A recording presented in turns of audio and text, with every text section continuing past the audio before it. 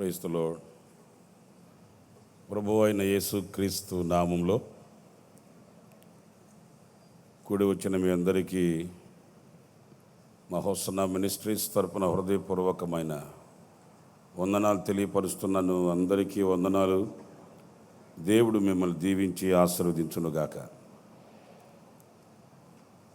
ఆశించి ప్రార్థించి ఎదురు చూసినట్లుగానే గుడారాల పండుగ మన కనుల ఎదుట ఇంత వైభవంగా, ఇంత దీవెనకరంగా, ఆశీర్వదకరంగా జరగడం, ఇది ఎన్ని కృతజ్ఞతాస్థుతులు చెల్లించినా కూడా ఆయన రుణం తీరని అనుభవం అని చెప్పుకోవాలి. ఎందుకంటే ఈ సంవత్సరం మనం వచ్చిన కష్టమైన మార్గం ఆశలు వదులుకొని మరలా బైబిల్ బట్టి బజార్లో తిరుగుతామన్న నిరీక్షణ కూడా లేని కొన్ని దినాల్ని మనం చవి చూస్తూ వచ్చాం. ఈరోజు సజీవులపై సమూహంగా, సంఘంగా చేరి ఇంత వైభవంగా, అనర్గళంగా, ఆర్భాటంగా ప్రభుని ఆరాధించే ఈ శ్రేష్టమైనటువంటి సమయాన్ని ప్రభు మనకు అనుగ్రహించాడు అని అంటే మన భాగ్యవంతులం, ధనులమనే చెప్పుకోవాలి. ప్రియులారా, ఈ సంవత్సరం ఈ గుడారాల పండుగలో మనం ఇక్కడ కూర్చుంటామని ఒకవేళ మనకు ఆశ లేకపోయినప్పటికీ, మనకు నిరీక్షణ లేకపోయినప్పటికీ, సర్వశక్తి కలిగిన దేవుడు మన ఎడల ఎంతో ఉన్నతమైన ఉద్దేశములు కలిగిన దేవుడు గనుక సజీవుల దేశంలో సజీవుడైన ప్రభుని ఆరాధించడానికి మనల్ని ఇంకా సజీవులుగా నిలబెట్టాడు. నేను ఇంకా ఒక మాట కూడా మీతో చెప్పాలి. మనకంటే బలము కలిగిన వాళ్ళు, ధనము కలిగిన వాళ్ళు, అన్ని రంగాలలో ఆరితేరిన వాళ్ళు ఎందరో కాలాన్ని ముగించుకొని కనుమరుగైపోయారు, కాలగమనంలో కలిసిపోయారు. వాళ్ళతో పోల్చుకుంటే ఏదో శక్తి సామర్థ్యతలు మనకున్నాయి అని కాదు, కానీ మన అదృష్టం వాళ్ళ దురదృష్టం అలా కలిగింది అని కాదు, కానీ వాళ్ళు దాటుకుపోయారు. మనం నిలిచే ఉన్నామంటే వాళ్ళు తమ పరుగును ముగించుకొని తమ కర్తవ్యాన్ని నెరవేర్చి దేవుని పిలుపు అందుకుని వెళ్ళిపోయారు. మనం ఇంకా సజీవులమై ఉన్నాము అని అంటే మనం చేయవలసింది ఇంకా ఎంతో ఉంది, ఏదో ఉంది. అందుకే ప్రభు మనకు ఆయుష్ పొడిగించాడు. ఏదో తిని తిరిగి సుఖించి అనుభవించి భుజముల మీద పెట్టుకుని ఊరేగడానికి కాదు, కానీ దైవ సంకల్పం మనలో ఏదో ఉంది. మన మీద ఆయనకి ఎన్నో ఉద్దేశాలు ఉన్నాయి. అందుచేత ఆయుష్ని ఇచ్చి, ఆరోగ్యం ఇచ్చి, క్షేమాన్ని ప్రసాదించి ఈనాటి వరకు ఆయన కృపలో మనల్ని దాచి ఉంచాడు అనేది ఏ క్షణం కూడా మనం మర్చిపోకూడదండి. ఈ రాత్రి నా ప్రియ సహోదరులరా, ఈ స్థితికి ఎలా వచ్చాము, ఈరోజు ఎలా బ్రతికి ఉన్నాము అని వెనక్కి తిరిగి చూస్తే మనకు వేరొక ఆధారం ఏమీ కూడా కనిపించదు. ఒకటే నొక్కి చెప్పగలం, ఒక్కడించి చెప్పగలం. అదేంటంటే దేవుని అత్యున్నతమైన కృప మనల్ని ఈనాటికి ఈ స్థితికి తీసుకుని వచ్చింది అని చెప్పడానికి ఎలాంటి సందేహం ఏమీ కూడా లేదండి. నడినెత్తి మొదలుకొని అరికాల వరకు పరీక్షించి చూడండి. కృప తప్ప మరొకటి లేదు. కృప తప్ప వేరొక ఆశ్రయం లేదు. వేరొక ఆధారం మనకు కనిపించదండి. గనుకయ్యే ఈ రోజున ఒకరి ముఖాలు ఒకరు చూసుకోగలుగుతున్నాము. ఘనుడగు దేవునిని ఘనంగా ఆరాధించగలుగుతున్నాము. శ్రేష్టమైన ఈవులు పొందుకొని ఆయన సముఖంలో ఈ రీతిగా హర్షించి ప్రహర్షించగలుగుతున్నామని చెప్పడానికి ఎలాంటి సందేహం ఏమీ కూడా లేదు. మరి 3 రోజులు ఎలా గడిచిపోయాయి. రేపు ఆరాధనతో ఈ గుడారాల పండుగ ముగించబడుతుంది. రేపు రాత్రి ఇక్కడ చూస్తే చెత్త చీకటి కనబడుతుంది. ఏదో ఒక మూల చిరుదీపం వెలుగుతుంది, అంతకు మించి ఏముండదు. ఈ గుడారాల పండుగ ఆఖరికి మనం వచ్చేసాము. దేవుని చిత్తం ఉంటే, దేవుని ప్రణాళిక మన ఎడల అలా ఉంటే, దేవుని కృప మనకు తోడై ఉంటే రాబోయే సంవత్సరంలో మరలా మనం ఇక్కడ కూడుకుంటాం. ప్రియులారా, మరి ఈ గుడారాల పండుగలో ఎంత మేలు పొందాము, ఏ మేలు అందుకున్నాము, ఎంత పరీక్షించబడ్డాము, ఎంత పరిశీలింపబడ్డాము, ఈ గుడారాల పండుగ నాకు ఎంత దీవెనకరంగా ఉంది అనే ప్రశ్న మీకు కలగాలి. ఏదో కాలయాపన కొరకు వాళ్ళని వీళ్ళని పలకరించుకోవడానికి లేక పరిచయాలు పెంచుకోవడానికి కాదు కదా. ఒక ఆధ్యాత్మికమైన చింతన మన హృదయంలో కలగాలి, ఆధ్యాత్మికమైన పరిశీలన మనలో రగలాలి, ఆత్మ వరములు ఫలములు కలిగి ప్రకాశించాలన్న కాంక్షతో ముందుకు సాగాలి. అదే గుడారాల పండుగ. ఇదేమి ఆచారంగా తిన్నది ఎరక్క ఉన్నది కరక్క ఏదో చేద్దాం, మనం కూడా ముద్ర వేసుకుందాం, గొప్పవాళ్ళవి గనులు మేము చెప్పుకోవడానికి కాదు కదా. మనలో ఒక నూతనత్వం రగలాలి, మనలో ఒక పశ్చాత్తాపం కలగాలి. గతం కంటే ఇప్పుడు ఇంకాస్త ప్రభువుకి సన్నిహితులం కావాలి. దేవునికి మనకు మధ్య ఉన్న ఎడబాటు తడబాటు వీడిపోవాలి. ఆయనతో మనతో ఆయన ఏకమైపోవాలి. ఇదే గుడారాల పండుగ. మరి ఈ భావన మనలో ఎంతవరకు కలుగుతుంది అనే ప్రశ్నకు మీ అంతరాత్మ, మీ అంతరంగం సమాధానం చెప్పాలి. ప్రియులారా, ఒక్క మాట నేను చెప్పే మాట జాగ్రత్తగా వినండి.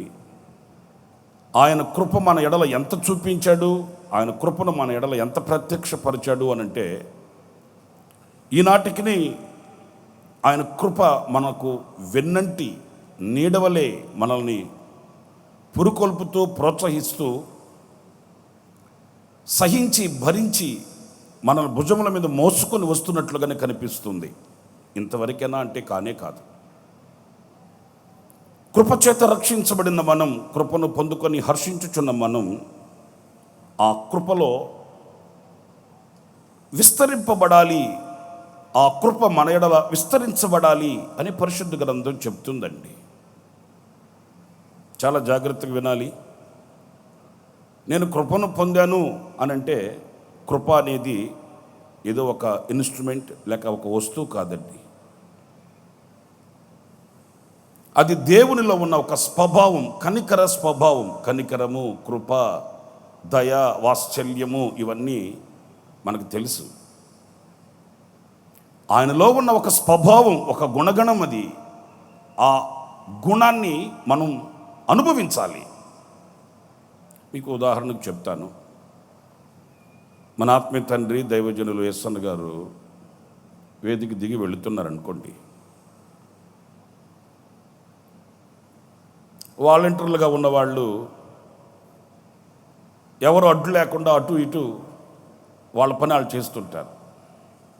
జరగండి జరగండి జరగండి అట్లా అంటుంటారు. అంతలో ఆ జనసమూహంలో ఒక కుర్రాన్ని చూశాడు యేసన్న గారు. అక్కడ ఆగి, రే రారా, ఇలా రారా అన్నాడు. వాడు నెత్తిమీద చేయబెట్టి చిన్న ప్రార్థన చేసి తిన్నగా వెళ్ళిపోయాడు. దీన్ని ఏమంటారు? వాడి మీద యేసన్న గారికి ఏం కలిగింది? దయ కలిగింది, కనికరం కలిగింది. ఆ జనసమూహంలో వాడు పడుతున్న పాటు, యేసన్న గారి దగ్గర ప్రార్థన చేయించుకోవాలన్న వాడుకున్న కాంక్ష అది గమనించాడు. వాడి మీద యేసన్న గారికి కనికరం కలిగింది, దయ కలిగింది. ఆయన కృప చూపించాడు. జాగ్రత్తగా వినండి సుమా. మరలా రెండవ రోజు యేసన్న గారు వేదిక ఎక్కి వస్తున్నంతలో అలా చూస్తే వాడు ఆ కుర్రాడు అల్లంత దూరాన మోకరించి ఆడు పాడుకుంటూ చప్పట్లు కొట్టుకుంటూ పరవశించిపోతున్నాడు.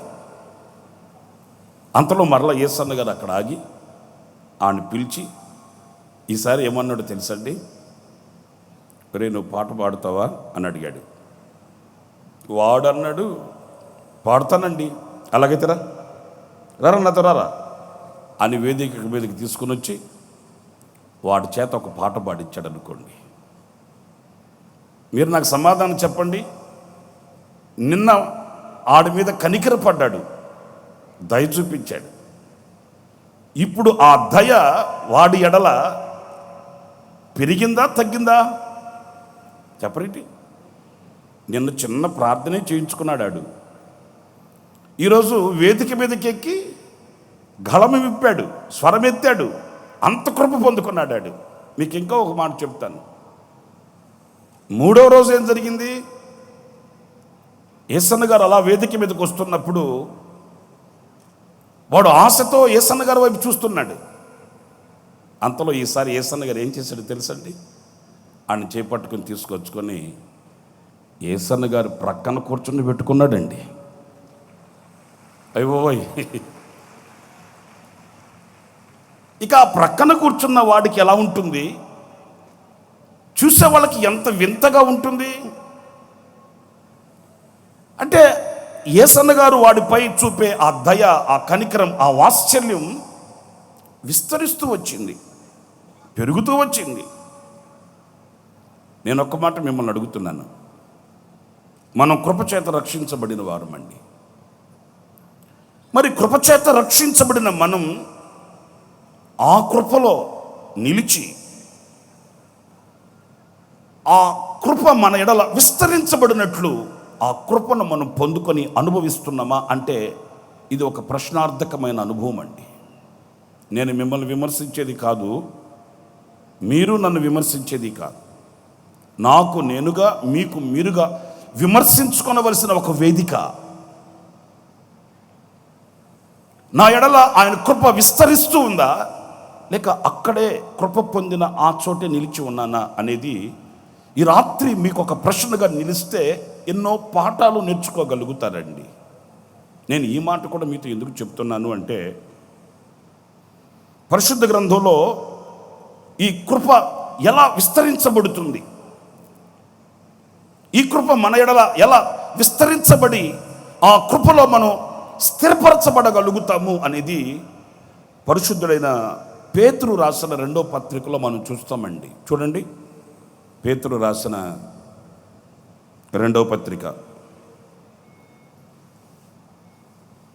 1వ అధ్యాయం 3వ వాక్యం ఇలా వ్రాయబడి ఉందండి. దేవుని గూర్చినట్టు మన ప్రభువు అయిన యేసుక్రీస్తును గూర్చినట్టునైనా, పురివార జాగ్రత్తగా వినండి, అనుభవ జ్ఞానము వలన మీకు కృపయు సమాధానమును విస్తరించును. గమనించండి, ఈ వాక్యంలో కృపయు సమాధానము విస్తరించును. ఎప్పుడు, ఎలా? ఈ ప్రశ్నలకు ఈ వాక్యం సమాధానం చెప్తుందండి. అదేంటంటే, ఎప్పుడు ఆ కృప విస్తరించబడుతుంది అనంటే అనుభవ జ్ఞానము వలన. చెప్పండి మీరు కూడా నోరు తెరిచి. ఏ జ్ఞానం అండి? అందరు నోరు తెరిచి మాట్లాడచ్చు కదా. ఏంటది? అనుభవ జ్ఞానము వలన మీకు కృప విస్తరించబడుతుంది. ప్రియులారా, ఈ రాత్రి మనం ఈ వాక్యము అనే అద్దము ఎదుట మనం నిలబడితే మనల్ని మనం గుర్తించుకోవచ్చండి. మనల్ని మనం గుర్తించుకోవచ్చు. అదేంటంటే, ఈ అనుభవం అనే ఈ వాక్యానికి నేను సరిపోగలనా? ఈ అనుభవ జ్ఞానము వలన దేవుని కృప నా ఎడల విస్తరించబడినట్లు ఈ అనుభవ జ్ఞానానికి నా హృదయాన్ని నేను అప్పగించుకొని, లేక నన్ను నేను సమర్పించుకొని ఈ అనుభవపూర్వకమైన మార్గంలోనికి నేను వెళ్ళగలుగుతున్నానా అనేది గనక మనకు ఒక ప్రశ్నగా నిలిస్తే కంటి తడి తప్పదండి. ఎందుకంటే ఈ రోజున మీకు చాలా చాలా అనుభవాలు ఉంటాయి, నేను కాదనట్లేదు. కానీ పరిశుద్ధ గ్రంథం చెప్పే అనుభవాలు, పరిశుద్ధులైన ప్రభు మనకు నేర్పించే అనుభవాలు పరిశుద్ధాత్ముడు మనలో ఆశించే ఆధ్యాత్మికమైన అనుభవాలు అవి ఏవై ఉంటాయి, అవి ఎలా నేను అనుభవిస్తున్నాను అనేది మనకు ప్రశ్నగా ఉండాలి. చాలామందికి చాలా అనుభవాలు ఉంటాయండి. మీ అనుభవాల గురించి నేను చెప్పదలిచినోడిని కాదు, చెప్పగలిగినంతటోడిని కూడా కాదు. ఎందుకంటే ఒక్కొక్కరికి ఎన్నెన్నో అనుభవాలు ఉంటాయి.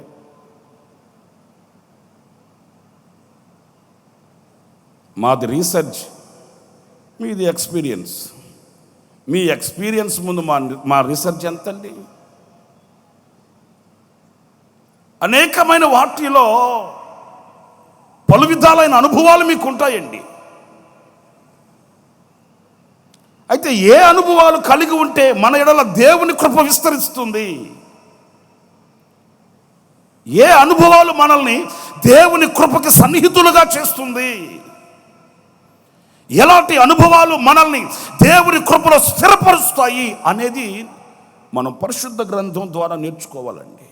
మీకు ఎన్నో అనుభవాలు ఉంటుంది. నేను ఊరికనే సందర్భానుసారంగా చెప్తున్నానండి. మీరేందో నన్ను చాలా సీరియస్గా చూస్తున్నారు. మిమ్మల్ని చూస్తుంటే నాకేదో భయం వేస్తుంది.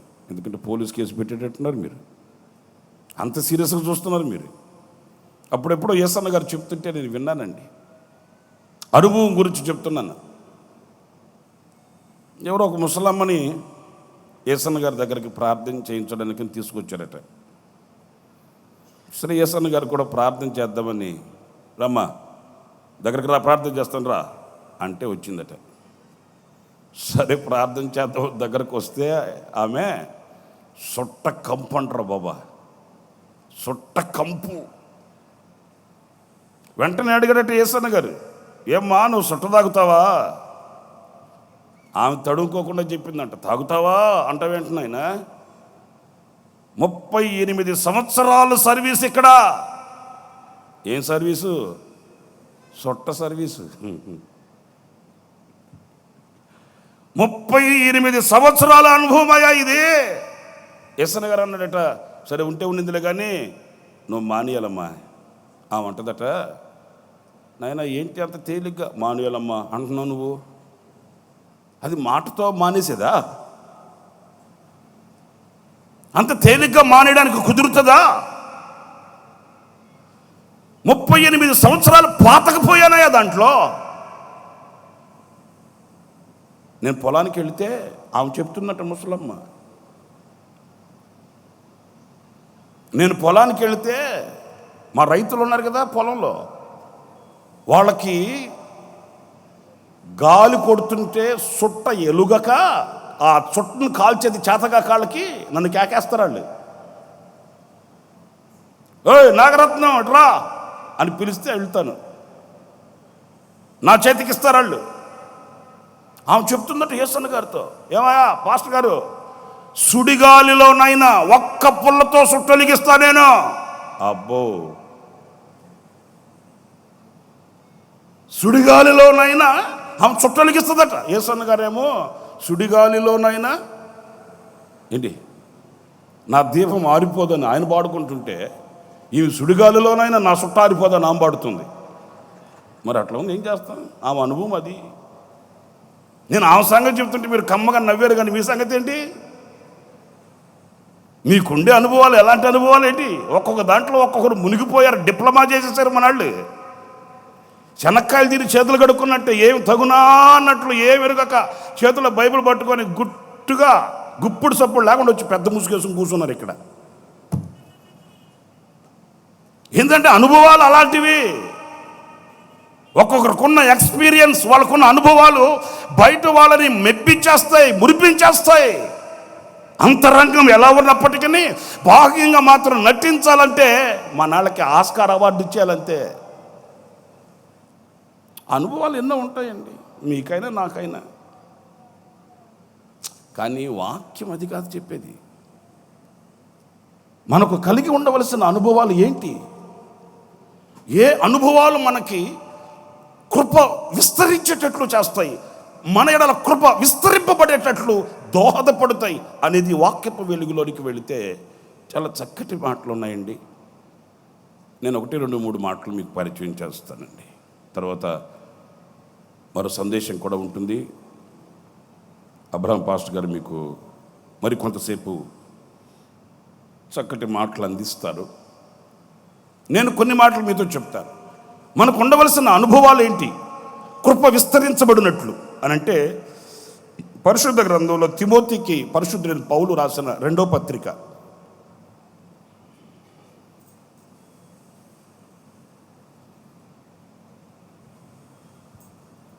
1వ అధ్యాయం 8వ వాక్యం చూడండి.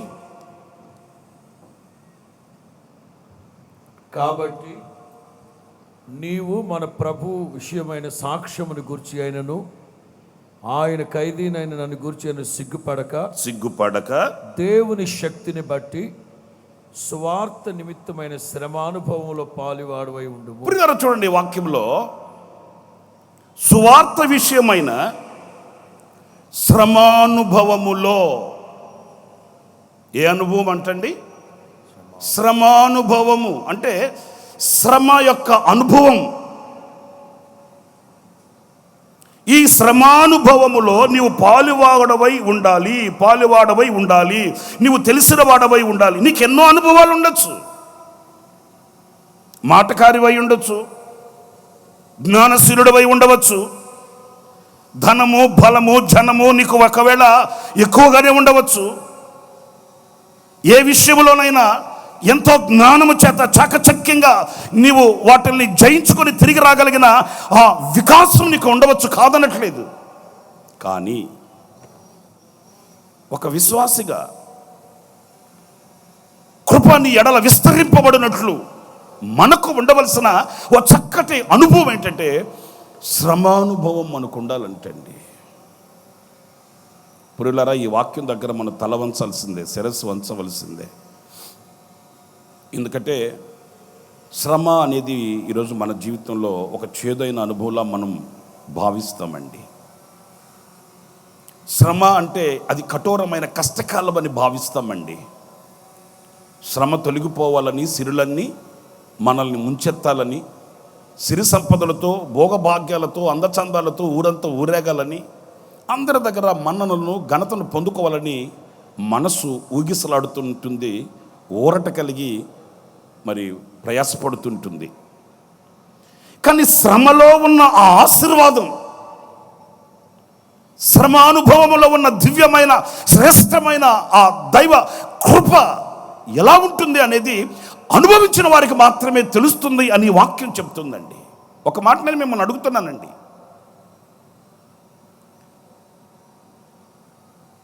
ఈ శ్రమానుభవము చేత నేను నడిపించబడుతున్నాను, ఈ శ్రమ యొక్క అనుభవం నాకు తెలుసు అనేవాళ్ళు ఇక్కడ కూర్చుని ఉన్న వాళ్ళలో ఎంతమంది ధైర్యంగా హృదయం మీద చేయబెట్టి స్వరమెత్తి చెప్పగలుగుతారు అని అంటే, ప్రియులరా, కాస్త మనం ఆలోచించాల్సిన విషయమే. ఎందుకంటే ఈరోజు ఎక్కువగా ఎక్కడ పోగవుతారు అని అంటే దీవెనల వర్షం కురిసే చోట, ఆశలన్నీ నెరవేరే చోట కదండి, లేక ఆశించినవన్నీ కోరుకున్నవన్నీ క్షణాలలో తీర్చబడే స్థలం ఎక్కడైనా ఉందానంటే అక్కడికి కోకొలలుగా ప్రజలు కూడగట్టుకొని పోగులుగా అక్కడికి వెళ్ళిపోతారు, అక్కడ కనిపిస్తారు.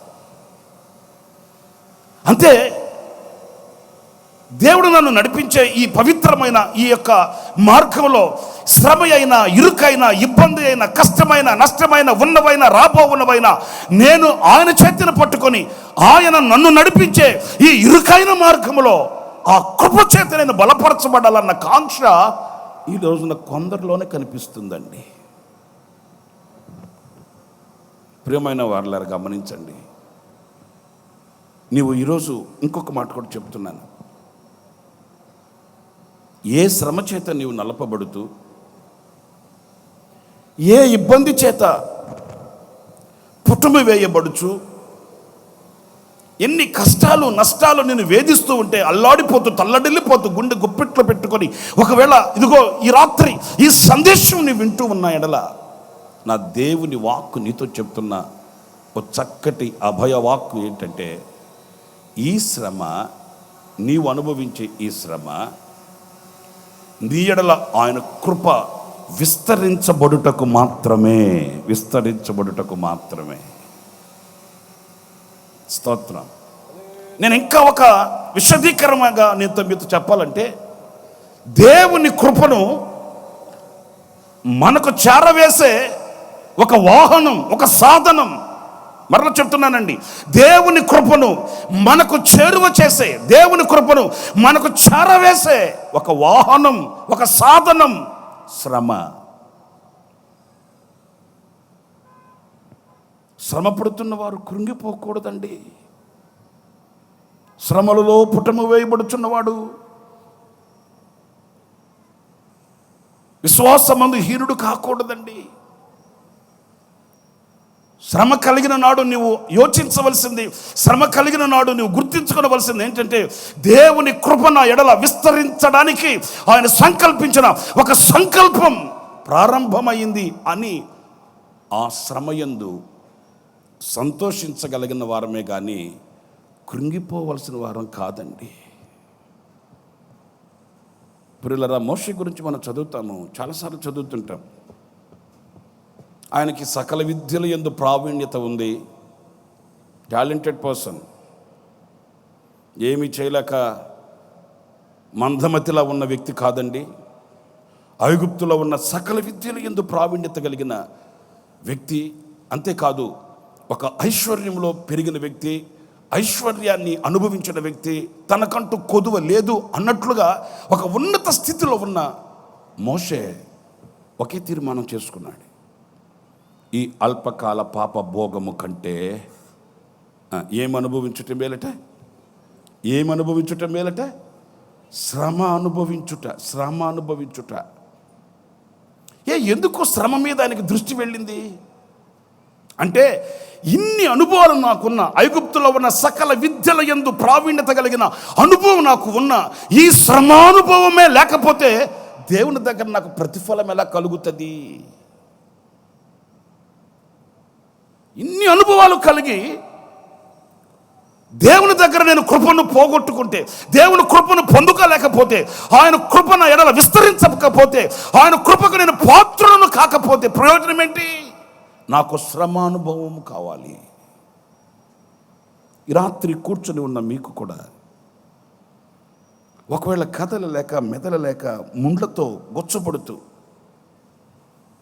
ఈరోజున నా ప్రియమైన సహోదరులారా, కొందరి హృదయంలో మనం చూస్తే బడబాగ్ని జ్వాలలు కనిపిస్తాయండి. ఒకవేళ పైకి వాళ్ళు నిమ్మలంగా నెమ్మదిగా ఉన్నట్లుగా కనబడుతున్నా బడబాగ్ని కనబడుతుంది. ఎవరికి చెప్పుకోలేని మూగ వేదన వాళ్ళ గుండెల్లో సింహాసనం వేసుకుని ఉంది. కుటుంబపు వ్యవస్థలో, వ్యవసాయాలలో, ఉద్యోగాలలో, చేతి పనులలో అనేక ఇక్కట్ల చేత మొత్తబడి, నలపబడి, పిండబడి ఈరోజున కన్నీళ్ళే అన్నపానాలకు భుజిస్తూ శ్రమయందు పుటమ వేయబడుతున్న కుటుంబాలు, అనేక కుటుంబాలు ఉన్నాయండి. అయితే దేవుని వాక్యం వారితో చెప్తున్న మాట ఈ రాత్రి, ఈ శ్రమానుభవము చేత నీవు పొందే కృప విస్తరించబడినదై, ఏ చోట నీవు కన్నీళ్లు కార్చావో, ఏ చోట అపహాస్యము చేయబడ్డావో, ఏ చోట తలవంపులు కలిగాయో, ఏ చోట అపజయము అన్నట్లుగా అలసిపోయావో, ఆ చోట నా కృప నీ ఎడల విస్తరింపబడుగాక, విస్తరించబడునుగాక, విస్తరించబడునుగాక. ప్రియులారా, నాడు మోషనే కాదు, మీకు మాట చెప్పనా, స్మరణ సంఘాన్ని గురించి దేవుడు చెప్పిన మాటలు ఏంటో తెలుసండి. చూడండి, ఆ మాటను కూడా ఒకసారి చదువుతాము. ప్రకటన గ్రంథం 2వ అధ్యాయం 8-9 వాక్యాలు చదువుతారు, వినండి. స్మరణలో ఉన్న సంఘపు దూతకు ఇలాగు వ్రాయుము, మొదటివాడును కడపటివాడునై ఉండి మృతుడై మరలా బ్రతికిన వాడు చెప్పు సంగతులు ఏవనగా, నీ శ్రమను దరిద్రతను నేను ఎరుగుదును. చప్పట్లు కొట్టకపోయారా? కొట్టండి, గట్టిగా కొట్టండి. హల్లెలూయా, హల్లెలూయా. ఇప్పుడు మనుషులు గుర్తించాలని మనం ఆరాటపడుతుంటాము. ఎవరో మనల్ని గమనించాలి, ఎవరో ఈ ఇక్కట్లలో నుంచి నన్ను విడిపించాలి, తప్పించాలి, విమోచించాలి, నాకు చేయూతనివ్వాలన్న ఆశ మన హృదయంలో రగులుతుంటుంది. కానీ సర్వశక్తి గల దేవుడు చెప్తున్నాడు ఈ రాత్రి, నీ శ్రమ నేను ఎరుగుదును, నీ కన్నీళ్లు నేను ఎరుగుదును. ఇటు వెళ్ళలేని పరిస్థితుల్లో అల్లాడిపోతూ తల్లడిల్లిపోతూ నా అనుకునే నరుడు నరలోకంలో లేక, కఠోరమైన కాలం, కసాయి కాలం కన్నెర్ర చేస్తే కాటికి కాళ్ళు చాపడమే శరణ్యం అనుకుంటూ ఒకవేళ దినాలు లెక్క పెట్టుకొని బ్రతుకుతూ ఉన్న నీ క్షోభ నాకు తెలుసు, నీ శ్రమ నాకు తెలుసు. అంతేకాదండి, ఆ వాక్యం మనం చదివితే అయినను నీవు ధనవంతుడివే, అయినను నీవు ధనవంతుడివే, తాము యూదులమని చెప్పుకొనుచు యూదులు కాక సాతాను సమాజపు వారి వలన నీకు కలుగు దూషణ నేను ఎరుగుదును. అంటే సాతానికి ఒక సమాజం కూడా ఉంటుందా? ఎందుకుండదు? దైవజన్ లేసన్ గారు చెప్తుంటారండి, గుడి కట్టిన చోట సాతాను గాడు గుడిసి కడతాడట. ఆడికి గుడి కట్టేది తెలియదు, ఆడికి గుడిసి కడతాడు. ఈ సాతాను సమాజపు వారు ఏం చేస్తారు?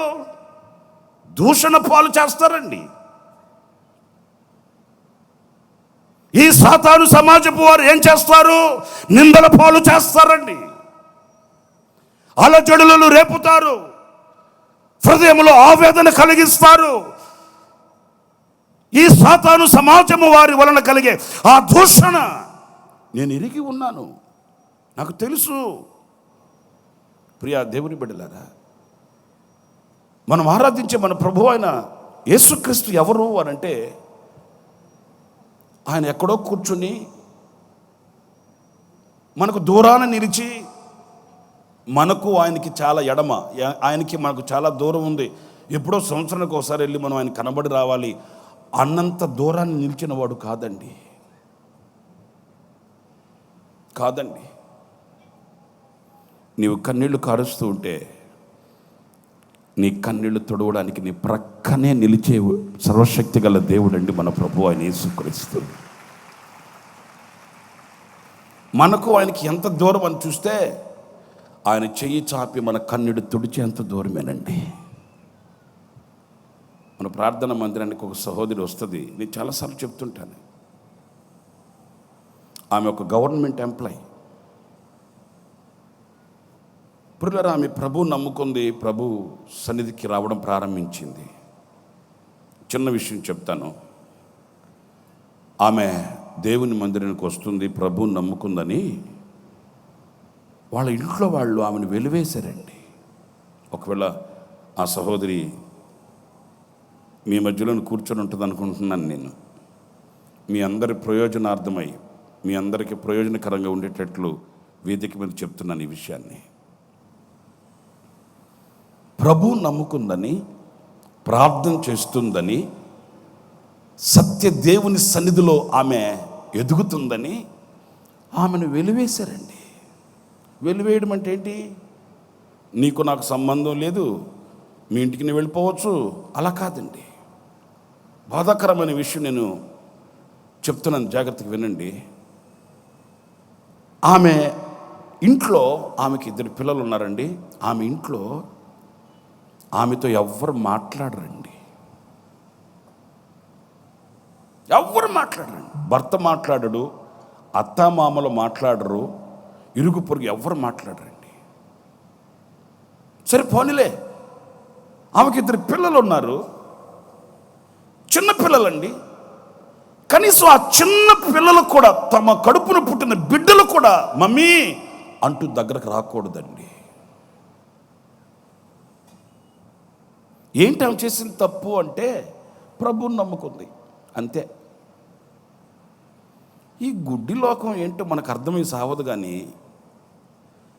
ఒకడు వ్యసనాలతో పట్టబడి బ్రతుకుని నాశనం చేసుకొని, కుక్క చింపిన ఇస్తర్లా మార్చుకొని, సమాజంలో విలువ కోల్పోయి, పశుప్రాయుడై, మృగప్రాయుడై ఆ కాలువల దగ్గర పడున్నాడు అనుకోండి, వాడిని ఎవడు పట్టించుకోడండి. హలో, వింటున్నారా? ఏంటో మనకు అర్థం కాదు ఈ గుడ్డి లోకం. ఒకడు పడి చెడి జీవితాన్ని నాశనం చేసుకొని మానవ విలువను కోల్పోయి పశుప్రాయుడై ఆ కాలువల దగ్గర పడున్నాడు అనుకోండి, ఎవడు పట్టించుకోడు. ఆడిని చూసి ఉమ్మి వేసి వెళ్ళిపోతారు. ఇంకా చెప్పనా, వాడికి ఆ రోజు తప్ప తాగిచ్చినోడు కూడా ఏమంటాడు తెలుసా? అరే తాగుపోతాడా అంటాడు. ఆడినే ఈడు తాగిచ్చింది ఆడికి. ఇది లోకం అండి. వాడిని ఆ స్థితిలో నుంచి లేపగలిగిన, ఆ స్థితిలో నుంచి వానికి మనస్సు మార్చగలిగిన మహనీయులు ఒక్కళ్ళు కానరాడండి. ఆయన చూసి ఉమ్మి వేస్తారు, అసహించుకుంటారు. కానీ బాధాకరమైన విషయం ఏంటంటే, అట్లాంటి వాడు గనక మార్పు చెంది హృదయం మార్చుకొని యేసుక్రీస్తు రక్తము చేత కడగబడి పవిత్రుడైన యేసుక్రీస్తు యొక్క జీవితాన్ని అన్వయించుకోవడానికి ఈ పరిశుద్ధ గ్రంథం పట్టుకున్నాడే అనుకో, ఈ పరిశుద్ధ గ్రంథాన్ని పట్టుకున్నాడే అనుకో, లోకులు కాకులై కోస్తారండి.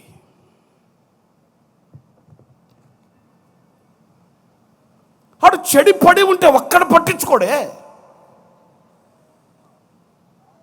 ఆడు కృషించి కృంగిపోయి కుటుంబానికి దూరమై శాపాన్ని అనుభవిస్తూ ఉంటే ఒక్కడు దరిచారడే.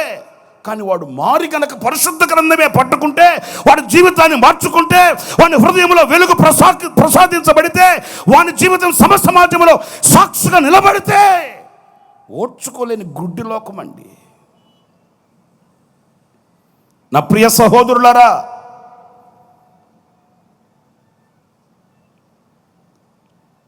పడిన వానికి చెడిన వానికి ఆశ్రయం పశుప్రాయులై మృగప్రాయులై జీవితపు విలువ తెలియక లోకపు మత్తు డబ్బు ఎత్తులో పడి ఒకవేళ నిత్య నాశనానికి దిగజారిపోతున్న లోకానికి మనుషులకు ఆధారమై ఉన్న గ్రంథం, ఏకైక గ్రంథం, సత్య గ్రంథం, పరిశుద్ధ గ్రంథం, లోకాన్ని సవాలు చేయగలిగిన ఏకైక దమ్మున్న గ్రంథం పరిశుద్ధ గ్రంథం. మరి ఎందుకో లోకానికి ఈ పవిత్రమైన గ్రంథం అంటే అంత ఎర్రిసూపు. మరి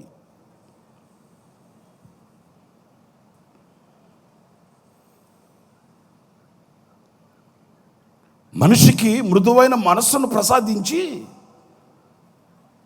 మనిషిలో మమతను పెంచి, ప్రేమ అనురాగాలను కూడగట్టిన దైవస్వరూపి, దైవ కుమారుడు, లోకానికి దిగవచ్చిన ఏకైక రక్షకుడు యేసుక్రీస్తుని స్వీకరించి బ్రతుకుని మార్చుకొని పవిత్రంగా జీవించాలన్న కాంక్షతో ఆమె దేవుని సన్నిధికి వస్తుంటే ఎంత కఠోరమైన పరిస్థితిలో.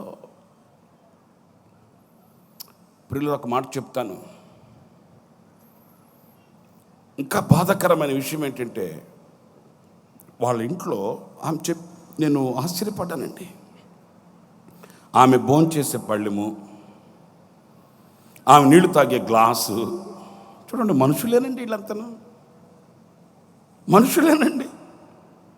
రక్తాన్ని పంచుకొని పుట్టిన వాళ్ళు, బంధాలతో బంధించబడి ఆఖరి క్షణం వరకు నేను నీతో నీవు నాతో అని నినాదాలు పలికిన వ్యక్తులే ఈ రోజున ఎంత రాక్షస స్వభావం అంటే, ఆమె భోంచేసే పళ్ళెము, నీళ్లు తాగే గ్లాసు వేరండి. వాళ్ళు చెప్పే మాట ఏంటంటే, నువ్వు ప్రభువునన్నా వదులుకో, లేదా మమ్మల్ని అయినా వదులుకో. ఒకరోజు ఆ తల్లి నాతో మాట్లాడుతూ అంటది, పాస్టర్ గారండి, నా భర్త నాతో మాట్లాడకపోయినా, నా వాళ్ళు నాకు ఎవ్వరూ పలకరించకపోయినా, నా కడుపును పుట్టిన బిడ్డలే అమ్మా అనే మాట పిలవడానికి దూరం అయిపోయినా, ఆ మాటే నాకు కరువైపోయినా, ఈ శ్రమలో నా దేవుని అత్యున్నతమైన కృప నేను ప్రతి క్షణం అనుభవిస్తున్నానండి. నిజమేనండి. దైవ కృప మన ఎడల విస్తరింపబడడానికి ఈ శ్రమానుభవం కావాలట. శ్రమలు, శోధనలు ఇవి శిక్షకు కాదు, మనం అనగదొక్కబడడానికి, నశించిపోవడానికి, క్షీణించిపోవడానికి కాదు. ఈ శ్రమల వలన ఆయన కృప మన ఎడల విస్తరించబడడానికి. అందుకే స్మరణ సంఘంతో చెప్తున్నాడు, 10 దినములు కలుగుతాయి శ్రమ. 10 దినాలు. ఈ 10 దినాలు గనక నువ్వు ఓపికతో కాస్త నీ నమ్మకాన్ని కాపాడుకోగలిగితే, ఈ శ్రమ తరువాత నీకు నేను జీవ కిరీటమును అనుగ్రహించబోతున్నాను. అవునండి, నా తల్లిదండ్రులారా, అన్నదమ్ములు, అక్క చెల్లెలకు చెప్పినట్టుగా చెప్తున్నాను. నీకు కలిగిన శ్రమ ఆయనకు తెలుసు, నీకు కలిగిన ఆవేదన ఆయనకు తెలుసు. పిడికడు మెతుకులు తినడానికి నీ చేతులు ఎలా గడగడ వణికిపోతున్నాయో, నీ కడుపున పుట్టిన బిడ్డలకు పిడికడు మెతుకులు పెట్టడానికి ఎంతగా రెక్కల ముక్కలు చేసి రక్తాన్ని ఆవిరి చేసి రాత్రింబవళ్ళు శ్రమ పడవలసి వస్తుందో, నీ క్షోభ ఏంటో, నీ క్షామం ఏంటో, నీ కన్నీళ్ళేంటో సమస్తం ఆయనకు తెలుసు. ఆయనకు తెలుసు అన్నప్పుడు నిలిచి చూడు, వేచి చూడు. నా దేవుని కృపని ఎడల విస్తరించబడగా పరిమళించే నీ సాక్ష్యపు జీవితాన్ని తలంచి చూడు. స్తోత్రం కలుగుగాక, స్తోత్రం కలుగుగాక, స్తోత్రం కలుగుగాక. నా ప్రియమైన సహోదరులారా, అలసిపోకండి, సొలసిపోకండి, సొమ్మసిల్లిపోకండి. నీ కనులకు కన్నీళ్ల అనుభవం కావాలి, నీ కాళ్లకు మోకాళ్ళ అనుభవం కావాలి, నీ శరీరానికి ఆకలి అనుభవం కావాలి. ఆ కన్నీళ్లు కలిగిన ఆ శ్రమ దినాన ఆశ్చర్యకరుడైన దేవుడు ఆశ్చర్యకరమైన సహాయం చేత నిన్ను పోషించే విధానము చూచి నువ్వు సాక్షిగా గళమెత్తగలగాలి. ఆ అనుభవమే నీకు రావాలి, ఆ అనుభవమే నీకు కావాలి. ఈ గుడారాల పండుగలో ఒకవేళ గంపడు దుఃఖంతో తలదించుకొని చికాకుతో చిందులు వేస్తూ ఏదో ఒక చిన్న ఆశతో నువ్వు ఒకవేళ ఈ గుడారాల పండుగలు అడుగు పెట్టావేమో, ఇక్కడి నుంచి నువ్వు వెళ్ళేటప్పుడు విస్తారమైన కృపని పొందుకొని, విస్తారమైన కృప చేత బలపరచబడిన దానివై కృపలో నీవు జయగీతం పాడుతూ నీవు తిరిగి వెళుదువుగాక. హల్లెలూయా, హల్లెలూయా, హల్లెలూయా. ఈ సంవత్సరం పాటలో కూడా నేను అదే రాసుకున్నానండి. శిక్షకు కావే శోధనలన్నీ ఉన్నతమైన కృప నాకు అనుగ్రహించుట కొరకే. కృపచేత నేను జయించను గనుక ఆ జయం నాది కాదు, నా ప్రతి విజయం నీకే అంకితం. అసలు నా బ్రతికే నీ మహిమార్థం. నా కొరకు నేను కాదు బ్రతకడం, నా బ్రతికే నీ మహిమార్థం. లోకమంతా నాకు దూరమైన, దేహమే ధూళిగా మారిన నీవు నన్ను విడువవే. ప్రతిదినం ఉన్నతమైన కృప చూపుతూ నేను ఉన్నాను అని చెప్పే తండ్రి ఆ కృపను నా ఎడల, మన ఎడల విస్తరింపచేస్తాడు. ప్రియులారా, శ్రమానుభవం మనకు కావాలి. సెకండ్ వేడ్, రెండవ మాట, ఒక్క మాట నేను మీకు జ్ఞాపకం చేస్తాను. అదేంటంటే తీతు పత్రిక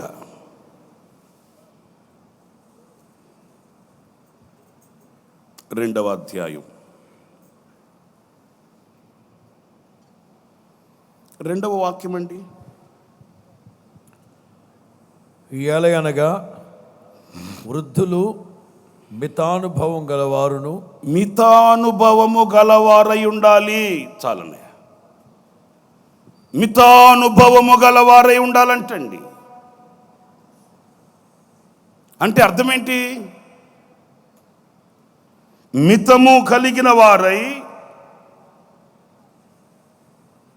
స్వస్థ బుద్ధి గలవారై, విశ్వాస ప్రేమ సహనముల యందు లోపము లేని వారై ఉండాలట. సరే, ఇక్కడ మనం చదివితే మితానుభవం, ఇదే మాటని పరిశుద్ధుడైన పౌలు కొరింథీకి రాసిన మొదటి పత్రిక 7వ అధ్యాయం 31వ వాక్యంలో మనం చదివితే, ఇక్కడ పరిశుద్ధుడైన పౌలు కొరింథీ సంఘానికి రాస్తాడు, ఈ లోకము అనుభవించువారు అమితముగా అనుభవింపనట్టును ఉండవలెను. కొరింథీ సంఘానికి పరిశుద్ధుడైన పౌలు రాసిన మొదటి పత్రిక 7వ అధ్యాయం 31వ వాక్యం అండి. ఈ లోకం అనుభవించువారు, ఈ లోకాన్ని అనుభవించువారు అమితముగా అనుభవించునట్టును ఉండవలెను. అది అమితముగా అనుభవించకూడదట, మితానుభవం కావాలట. పురులారా, ఒక్కసారి మిమ్మల్ని మీరు పరిశీలించుకోండి. రంగులు మార్చే ఈ లోకం, కంటికి ఇంపుగా కనబడే లోకం, మనకు ఎంతో ఘనతాస్పదముగాను ఎంతో విలువను కలిగించేటట్లుగా కనబడుతున్న ఈ లోకం మనకు ఎంత ప్రీతికరంగా ఉంది, ఎంత మితముగా మనం అనుభవిస్తున్నాము అనేది ఈ వాక్యం ద్వారా మనం ప్రశ్నించబడుతున్న రాత్రి. ఈ మితానుభవము లేకపోతే దేవుని కృప మన ఎడల విస్తరించబడదటండి. నేను ఊరికి సరదాగా చెప్తున్నానండి.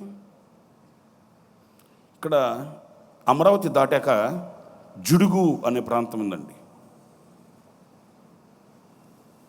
అమరావతికి బయ్యవరానికి మధ్యలో జుడుగు. అప్పట్లో ఆత్మీయ తల్లి మేరక్క గారు అప్పుడే బయ్యవరం సంఘం కట్టబడింది. అక్కడ ఏదైనా ప్రార్థన కూడికలు జరగాలన్నా, ప్రభు బల్ల ఆరాధనకైనా ఇక్కడి నుంచి మమ్మల్ని పంపించేవాళ్ళు. ఒకరోజు ఆ జిడుగులో ఒక స్వార్థ కూడిక ఏర్పాటు చేసి వాక్యం చెప్పమని నన్ను పంపించారు. వెళ్ళాను. ఒక చిన్న విషయం చెప్తాను, వినండి. మితానుభవం అంటే ఏంటో చెప్తాను. మీటింగ్ అయిపోయింది. మీటింగ్ అంటే పెద్ద మీటింగ్ ఏం కాదు, గట్టిగా ఎత్తుకుంటే ఒక 50-60 మంది వచ్చి ఉంటారండి. సరే, వాక్యం చెప్పాను. ప్రార్థనలు చేస్తుంటే ఒక ఆమె ఒక చిన్న పిల్లాడిని ఎత్తుకొని వచ్చింది. అయ్యా, వీడికి ప్రార్థన చేస్తావా? మరి ప్రార్థన చేయక మంత్రాలు చేస్తానండి. ఏమ్మా అన్నాను. అయ్యా, ఈయన్ని చూడయ్యా ఒకసారి. ఆను చూస్తే గుండె జల్లనిందండి. ఎందుకంటే ఆడు కళ్ళు జీబు లైట్లు లాగా ఉన్నాయి, ఇంత లైట్లు, ఇంత కళ్ళు. వాడు కాళ్ళు చేతులు చూస్తే మునకాళ్ళలాగా ఉన్నాయి. వీడు మనిషి బొమ్మ ఇంతున్నాడండి. మనిషి విచిత్రంగా ఇకారంగా ఉన్నాడు. ఆడు ముఖము ఇకారంగా ఉంది. తల్లి కదా, మనకు ఇకారంగా ఉన్నా ఆమెకు తప్పుతుందా? ఆమె భుజానేసుకుని వచ్చింది. ఏమ్మా అన్నాను. అయ్యా, ఏంటో తెలీదు, వీడు ముద్దెత్తడయ్యా, తిండి తినడు, ఎర్రి చూపులు చూస్తుంటాడు. మా వాళ్ళు ఏదో చేతబడి అంటున్నారు, మరో వాళ్ళేమో ఇంకోటి అంటున్నారు. తిప్పాల్సిన హాస్పిటల్ని తిప్పాను. వీడి కోసం ప్రార్థన చేయండి అయ్యా అట్లా అంటే, సరే ప్రార్థన చేశానండి. ఏంటి వాడుకున్న బలహీనత అంటే, ఏం ముట్టడు, ఏం తినడు. అలాగే ఎండిపోయాడు మనిషి. వికారంగా ఉంది వాడి రూపం. సరే, చిన్న ప్రార్థన చేశాను. ప్రభు కార్యం చేస్తాడమ్మా, మీరు కూడా ప్రార్థన చేసుకోండి, ఇక్కడే బయ్యవరంలో మన మందిరం ఉంది, వెళ్ళండి అని చెప్పి వచ్చేసాను. ఒక 2 వారాల తర్వాత ఈ నల్లపాడు దగ్గర ఎంగళాయపాలెం అన్న ఒక ఊరుందండి. అక్కడ ఒక ప్రార్థన కూడిక ఏర్పాటు చేసుకుంటే మన చర్చికి వస్తాడు సంఘ పెద్ద లోకా గారని. వాళ్ళు ఏర్పాటు చేశారు అక్కడ ప్రార్థన కూడిక. అక్కడికి పంపించారు నన్ను. అక్క వెళ్ళా. మీకు ఆశ్చర్యమైన విచిత్రమైన సంగతి చెప్తే నేనండి, వాక్యం చెప్పి ప్రార్థనలు చేస్తున్నాను. అందరికీ అయిపోయింది. మేము తీసుకెళ్ళిన లైట్లు మైకులు అన్నీ సర్దుకుంటున్నారు మనవాళ్ళు. నేను అక్కడ కూర్చుంటే ఒక ఆమె నడుము మేము చేయబెట్టుకుని వచ్చి, ఏమండే ఇక్కడ ప్రార్థన చేసి దేవుడు అని అడిగింది. నన్ను అడిగింది ఆమె. దేవుడి దగ్గరకు పోతుంటే దేవుడు అడ్డం పడ్డాడంట. ఇట్లాంటిది సామెత. ఆమె నడుము మీద చేయబెట్టుకు, ఇక్కడ ప్రార్థన చేసి దేవుడు ఎవడు? సరేలే అట్లని.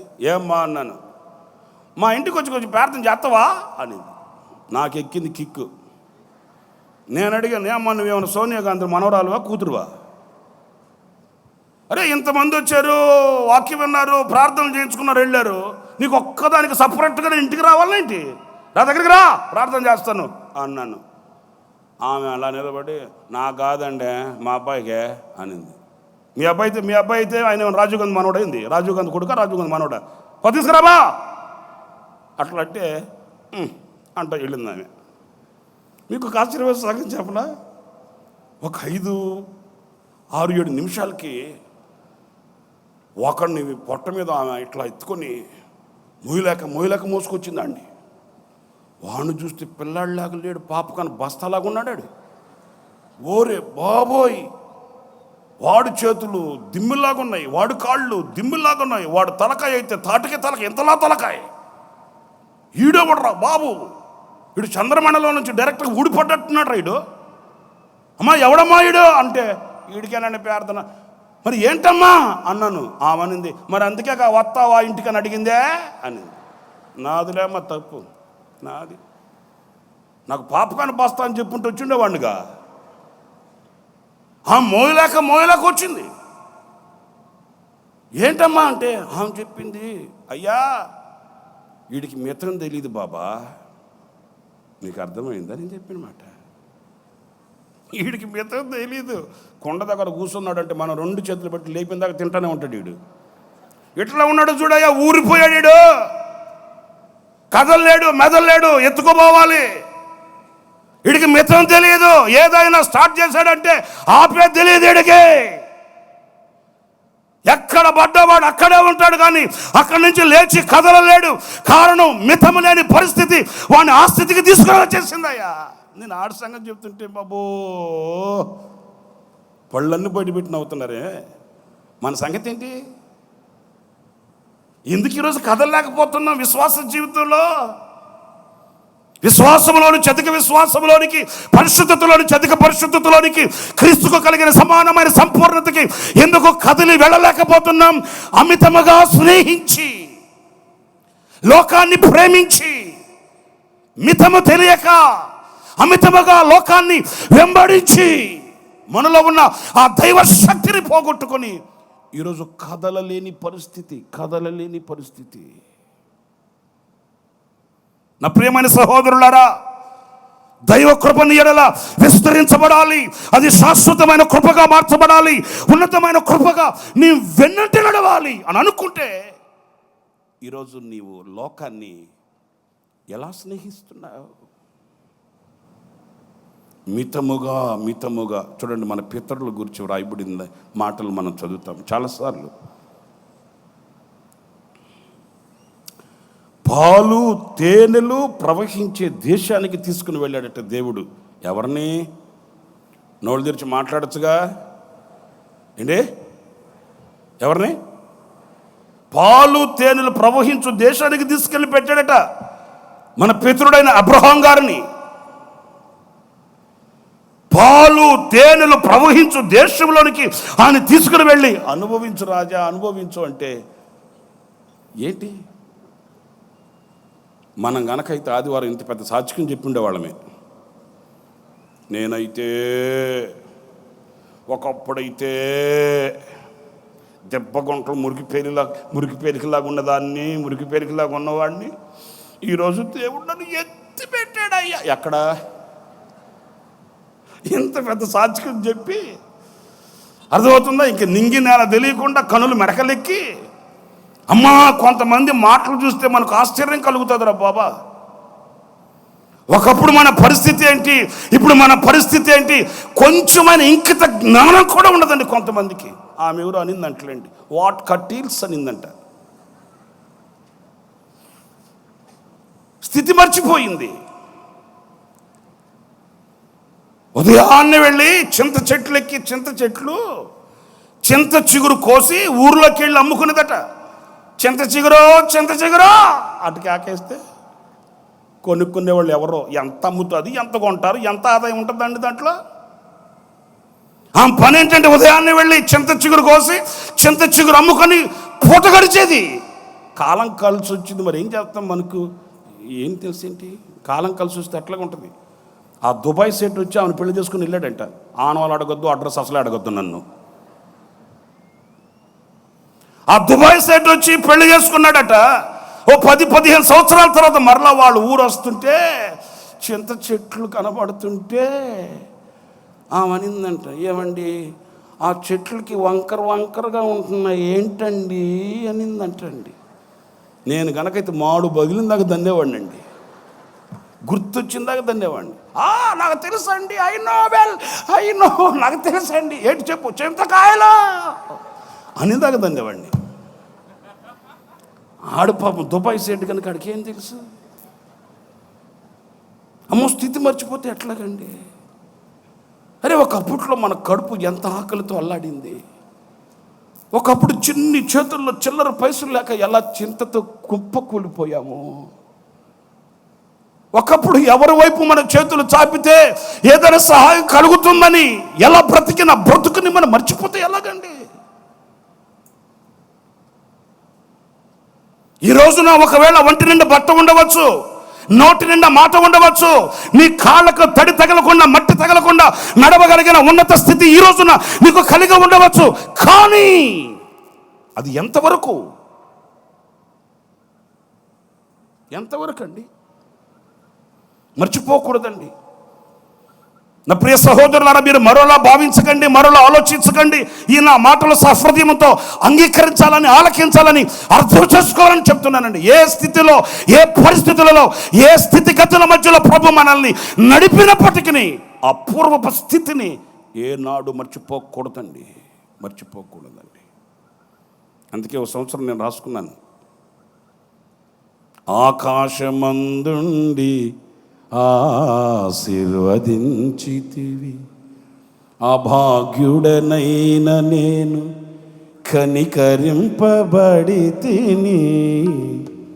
అంతే కదండి, ఏముందండి? ఆకాశమందున్న దేవుడు ఆయన గుప్పిలు విప్పితే ఈ రోజున వేదికెక్కి 4 మాటలు చెప్పగలుగుతున్నాం. కానీ పరిశుద్ధుల పాద ధూళి నెత్తి మీద ఉండబట్టి, ఆ పరిశుద్ధుల యొక్క ప్రేమ అనురాగాలు హక్కున చేర్చుకోబట్టి, ఆ పరిశుద్ధులైన తండ్రి ఆయన అమితమైన ప్రేమను చూపబట్టి ఈ రోజున ఈ వేదిక మీద ఈ రూపం కనబడుతుంది. కానీ లేకపోతే ఎక్కడిది ఈ రూపం? ఎక్కడదండి? నీ కృప తప్ప వేరొకటి లేదయా, నీ మనస్సులో నేనుంటే చాలా. ఇంకేం కావాలండి? ఎవరి మనసులో మనం ఉండాలండి? ఎవరు మనల్ని తలంచుకోవాలి? ఎవరు మనల్ని పొగడాలి? ఎవరు మనల్ని గణపరచాలి? ఎవరి భుజాల మీదకి మనం ఎక్కాలి? అవసరం లేదు. నీ మనసులో నేనుంటే చాలు, నీ మనసులో నాకు స్థానం ఉంటే చాలు, నీ మధ్యలో, నీ యథలో నా రూపం ఉంటే చాలయ్యా. అంతకి మించి నేనేం కోరట్లేదయ్యా. నీ కృప తప్ప వేరొకటి నాకు లేదయ్యా. పాలు తేనెలు ప్రవహించు దేశంలోనికి తీసుకుని వెళ్ళి అతన్ని పెడితే, ఆ పాలు తేనెలు ప్రవహించు దేశంలో అబ్రహాం ఎలా ఉన్నాడట? పరవాసిగా ఉన్నాడంటండి. మితముగా అంటే అబ్రహాంలో చూడండి. ఒకవేళ పాలు తేనెలు ప్రవహించు దేశంలో చూస్తే భవంతులు, అవంతులు, అబ్బో హద్దులు దాటిన మిద్ది మేడలో ఎన్నో ఎన్నో ఎన్నో కంటికి కనబడినప్పుడు నాకు అనిపిస్తుంటుంది, అబ్రహాంకి ఆశ కలగలేదా? వాళ్ళలాగా బ్రతకాలి, వీళ్ళలాగా బ్రతకాలి, వీళ్ళలాగా ఉండాలి, ఆడలాగా ఉండాలి, ఇలా అనే ఆశ. ఆయన కూడా మనిషే కదండి. హలో వింటున్నారా? ఆయన కూడా మనిషే కదండి. మరి ఆయనకి ఆలోచన ఉండదా? ఆయనకి ఆశలు ఉండవండి? అబ్రహాముకు తెలుసు, నేను మితముగా బ్రతకాలి, దేవుని కృప నా ఎడల విస్తరించబడాలి. హద్దు పెట్టుకున్నాడు, గొంతుకి కత్తి పెట్టుకున్నాడు. నా ప్రియ సహోదరి సహోదరులారా, ఇంకొక చిన్న మాట కూడా నేను మీకు జ్ఞాపకం చేస్తాను. అదేంటంటే 20 సంవత్సరాల తర్వాత, తలల పగిత నన్ను చూసి వినండి, 20 సంవత్సరాల తర్వాత యాకోబు తిరిగి మరలా వస్తున్నాడండి. యాకోబు తిరిగి వస్తుంటే, మీకు చరిత్ర అంతా బాగా తెలుసు కనుక చెప్తున్నాను. యాకోబుకు భయం వచ్చేసింది. ఎందుకంటే చేసిన పనులు అట్లాంటివి, తేరకనే ఊరకనే రాదు భయం. చేసిన పనులు అట్లాంటివి. వృద్ధాప్యంలో మడతబడిన శరీరంతో మడత మంచం మీద పడుకున్న తండ్రిని మాయ చేసి అబద్ధమాడి కొట్టకెళ్ళిపోయాడు. భుజముల మీద చేయి వేసి అండదండలుగా ఉండవలసిన అన్నని మోసం చేసి వెళ్ళిపోయాడు. అతని అంతరాత్మ అతన్ని గద్దిస్తుంటే గడగడ గడగడగడ వణికిపోయాడు. మరణ భీతి వెంటాడింది యాకోబుకి. వినండి, అంతలో చరిత్ర మీకు బాగా తెలుసు కనుక షార్ట్గా చెప్తున్నాను. అంతలో రాని వచ్చాడు ఏశావు. నాకు బాగా నచ్చిన చరిత్ర అండి ఇది. అంతలో వచ్చాడు ఏశావు. వస్తే ఒక్కసారి యాకోబును చూడగానే ఏశావు యాకోబు భుజముల మీద పడి ఇద్దరు బోర్ని ఏడ్చుకున్నారండి. అన్నదమ్ముల మధ్య ఉండే బంధం అంతేనండి. అన్నదమ్ముల మధ్య ఉన్న మమకారం అట్లాగే ఉంటుందండి. ఎందుకంటే ఒక తెలిసిన నాటి నుండి చెయ్యి పట్టుకొని చెయ్యి కలుపుకొని అడుగులు వేసిన బంధం అన్నదమ్ముల బంధం. అది ఈనాడు కాదు కదా, ఏనాడైనా కూడా ఎండిన మోడుకి చిగురు పుట్టినట్లుగానే ఉంటుందండి. అది అంతే, ప్రేమ బంధం, అది రక్తబంధం. ఎంత కీడు చేసినా, ఎంత హాని తలపెట్టినా, ఎంత ఘాతకానికి దిగజారినా కూడా ఏశావు యాకోబు భుజం మీద పడ్డాడు, యాకోబు ఏశావు భుజం మీద పడ్డాడు. వాళ్ళిద్దరూ కన్నీళ్ళు పెట్టి ఏడ్చుకున్నారండి. ఓ మాట చెప్తాను, జాగ్రత్తగా వినండి. వెంటనే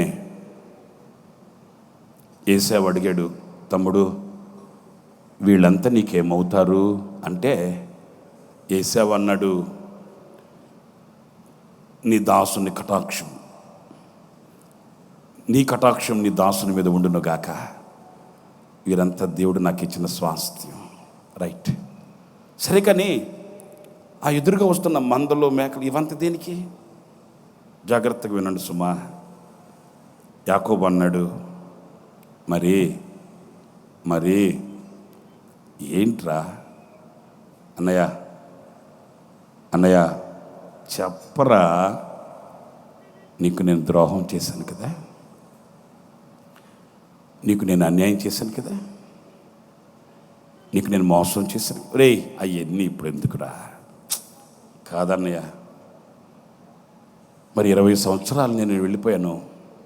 అవునరా రే యాకోబు, ఈ 20 సంవత్సరాల్లో నేను ఎప్పుడు నీకు జ్ఞాపకం రాలేదనరా. ఏడ్చాడు యాకోబు. ఎందుకు జ్ఞాపకం రాలేదన్నయ్య? మంచుకు తడిచాను, ఎండకు ఎండాను, ఇంటి మీద ఒంటిగా ఉన్న పిచ్చుక వలె కన్నీళ్లు కార్చాను. ఎప్పుడు గుడారాన్ని విడువని వాడిని. ఎందుకు ఈ ద్రోహ కార్యం చేసి దూరమైపోయానా? ఎందుకు ఈ ద్రోహ కార్యం చేత హృదయంలో నెమ్మది కోల్పోయానా?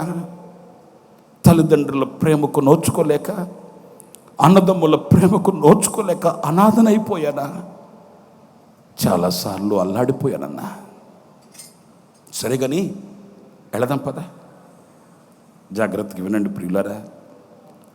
ఏశావు యాకోబు ఎదుట ఉంటే యాకోబు అన్నాడు, అన్నా ఈ కానుకలన్నీ నీకే, ఈ ఆస్తి అంతా నీకే, ఇదంతా నీకే, తీసుకో. హవక్కయ్యాడు ఏశావు. ఏంటి ఇది నాకా? అవును, నీకు మోసం చేశాను, ద్రోహం చేశాను అనే మాట నా అంతరంగంలో నన్ను తొలిచివేస్తుంది, అందుకే ఇస్తున్నాను, తీసుకున్నా. ఈ చరిత్రలో నాకు ఈ మాట ఎందుకు నచ్చిందంటే, వెంటనే ఏశావు ఏమంటాడో తెలుసండి.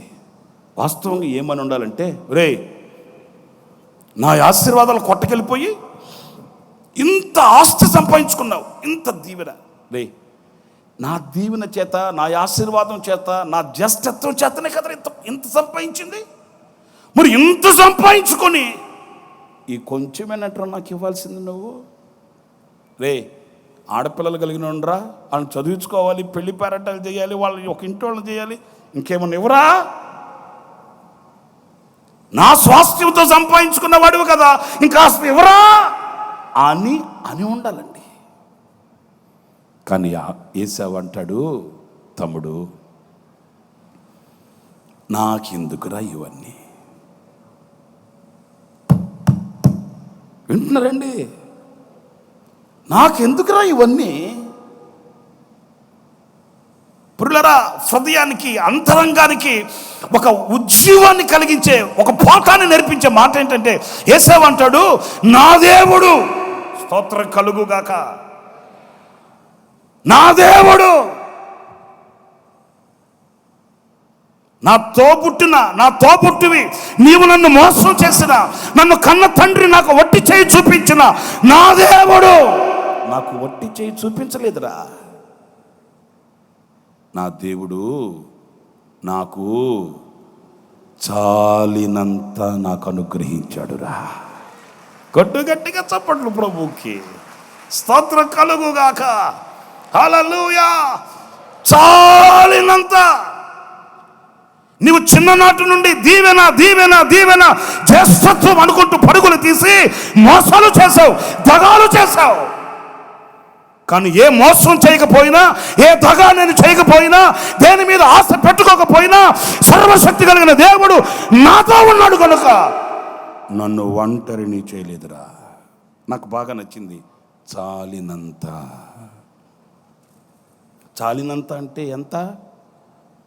హలో, చాలినంత అంటే ఎంత? పొంగి పొర్లిపోయి ఎవడు తింటున్నాడో, ఎవడ మిగిలి చేస్తున్నాడో, ఎవడ కొట్టుకెళ్ళిపోతున్నాడో తెలియనంత కాదు. జాగ్రత్తగా వినాలి సుమా.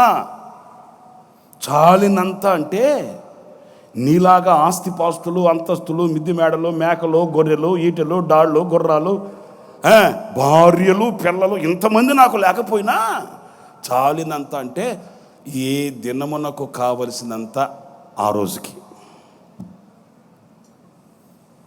చాలినంత అంటే నాకు ఎంత కావాలనో అంతవరకే, ఎనఫ్, చాలు. ఇంత కూడ కట్టుకొని, ఇంత మూట కట్టుకొని నువ్వు సమాధానంగా ఏమైనా బ్రతికావంటరా? అరే, ఇంత ఆస్తి కూడ కట్టుకొని, ఇన్ని అంతస్తులు పెట్టుకొని, ఇంత డబ్బు మబ్బు కప్పు అని ఇంత కూడ కట్టుకొని సమాధానముగా, నిమ్మడముగా, నెమ్మదిగా బ్రతకగలుగుతున్నావా? లేదు కదా. నాకు అంత లేకపోయినా నా దేవుడు నాకు చాలినంత. ఏనాడు నా పిల్లలు ఆకలితో పడుకోలేదురా. ఏనాడు ఒకరి దగ్గరికి వెళ్ళి నేను చేయి చాపినట్టు నాకు జ్ఞాపకం లేదురా. ఒకరి దగ్గరికి వెళ్ళి దేహి అని కూర్చొని దోషులొగ్గినట్టు నాకు తెలియదురా. అనుదిన కృప, అనుదిన కృప, అనుదిన కృప నా దేవుడు సమృద్ధిగా నాకు ఇస్తున్నాడు. నా ముఖంలో కళను చూస్తున్నాడు. ఆయననే నేను కనులారా చూస్తున్నాను. చాలు.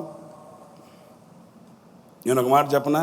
మితముగా అంటే ఇదిగో ఇట్లా, మనకట కాదే, మనకట కాదే. ఒక ఇంటికి ప్రార్థన చేయడానికి వెళ్ళే నేను, గుర్తొచ్చి చెప్పకుండా ఎట్లా ఉండేది చెప్పండి? మీరు అంత సమాధానంగా సప్పుడు లేకుండా కూర్చొని ఉంటుంటే చెప్పకపోతే నాకు తప్పు అవుతుంది కదా. మరి అది ప్రార్థన చేయడానికి వెళ్తే చిన్న రేకులు ఇల్లు, కూర్చోబెట్టింది, కాఫీ కలుపుతుందామే, ఏదో మాట్లాడుతుంటే వింటున్నాను. అంతలో ఆ గోడకి ఇంత పెద్ద మేకు కొట్టి ఆ మేకుకి ప్లాస్టిక్ కవర్లు ఉండలేదండి, పాల ప్యాకెట్లు ఉన్నాయి కదా, ఆ పాల ప్యాకెట్ ప్లాస్టిక్ కవర్లు ఉన్నాయి కదా, అవన్నీ ఇంత ఎత్తున ఆ మేకుకి తగిలిచి పెట్టిందండి. నేను అడిగాను ఆమెని, అమ్మా అవన్నీ ఏందమ్మా అన్నాను. పక్కున్న అవన్నీ, రోజుకు ఒక పాల ప్యాకెట్ తీసుకుంటాను కదన్నా, ఆ పాల ప్యాకెట్ కవర్లు అన్నా. నేను అన్నాను, పాలు వాడుకున్నారు, ఆ ప్లాస్టిక్ కవర్లు ఎందుకమ్మా అంటే, అన్నా నీకు తెలియదు అన్నా, అవి ఇన్ని అయిన తర్వాత అంత పోగు చేసి తీసుకెళ్ళి అమ్ముతానన్నా, అమ్మేస్తే చాలా డబ్బులు వస్తాయన్నా. నేను అన్నాను, కాదమ్మా, పాల ప్యాకెట్ ఎంత, దాని విలువ ఎంత, పాలు వాడుకున్నావు కదా, ఆ కాగితం పడేయకూడదు బయట అంటే, ఆ వంటది అన్నా నీకు తెలియదన్నా. ఈ ప్లాస్టిక్ కవర్లు ఏరుకోబోయే వాళ్ళు ఉన్నారే, వాళ్ళకి ఎంత ఆస్తి ఉంటుందో నీకు తెలుసా? పాశుమోకుందానా, పాల ప్యాకెట్ ఎంత, దాని కవర్ విలువ ఎంత అండి? దాన్ని ఏరుకొని పోయే వాళ్ళు ఆస్తిపరులైపోయారట. నేను ఆమెతో చెప్పాను, రేపు పొద్దు నుంచి నువ్వు కూడా ఒక పని చేయి, గోను సంచి ఒకటి మెడ మీద వేసుకో, దెబ్బలమ్మట తిరిగి కాగితాలన్నీ ఏరుకొచ్చుకో, అమ్ముకో, నువ్వు కూడా ఆస్తి వచ్చేస్తుంది నీకు. శాదస్తం ముఖం కాకపోతే, అరిటాకు ముఖం కాకపోతే ఏమంటే ప్లాస్టిక్ కవర్ ఎంత, దాని బొత్తుకెంత. నేను ఎందుకు చెప్తున్నానంటే ఈ రోజున మన పరిస్థితి ఏంటి? కనీసం ప్లాస్టిక్ కవర్ను కూడా వదిలిపెట్టం. ఎందుకు పోవాలండి 5 పైసలు? మా రాబోయే తరానికి వెనకేసుకోవాలి కదండి. ఇక్కడ మింగడానికి మెతుకులేదండి, వెనకెందుకండి? ఎవడు పట్టినా ఈ రోజున 4 రాళ్ళు వెనకేయాలి, 4 రాళ్ళు వెనకేయాలి, 4 రాళ్ళు వెనకేయాలి. ఒరే నాయన, తినడానికి ముందుంటే చాలరా బాబు, వెనకేసుకున్నది ఎందుకు?